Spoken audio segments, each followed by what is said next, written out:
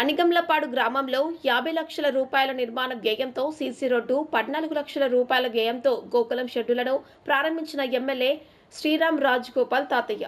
పెనుగంచిప్రోలు మండలంలోని అనిగండ్లపాడు గ్రామంలో ఉపాధి హామీ నిధులతో 50 లక్షల రూపాయల వ్యయంతో నిర్మించిన సీసీ రోడ్డు, 14 లక్షల రూపాయల వ్యయంతో నిర్మించిన 6 గోకులం షెడ్లను శాసనసభ్యులు శ్రీరామ్ రాజగోపాల్ తాతయ్య ఘనంగా ప్రారంభించారు. ఈ ప్రాజెక్టు నాణ్యతతో, సమయపాలనతో పూర్తి కావడం విశేషం. ఈ ఏడాది ద్వారా స్థానికుల రాకపోకలకు సౌలభ్యం కలుగుతుందని ప్రజలు హర్షం వ్యక్తం చేశారు. సందర్భంగా ఎమ్మెల్యే శ్రీరామ్ రాజగోపాల్ తాతయ్య మాట్లాడుతూ, ప్రతి పల్లె అభివృద్ధి పథంలో ముందుకు సాగాలి, ప్రభుత్వం తరఫున మౌలిక సదుపాయాల కల్పనపై ప్రత్యేక శ్రద్ధ చూపుతున్నామని పేర్కొన్నారు.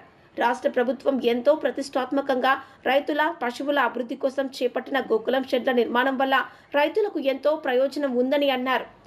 రైతులకు బాసటగా కూటమి ప్రజాప్రభుత్వం అన్ని విధాలుగా పనిచేస్తుందని అన్నారు. ఈ కార్యక్రమంలో స్థానిక ప్రజలు, నాయకులు, అధికారులు, కార్యకర్తలు పెద్ద ఎత్తున పాల్గొన్నారు.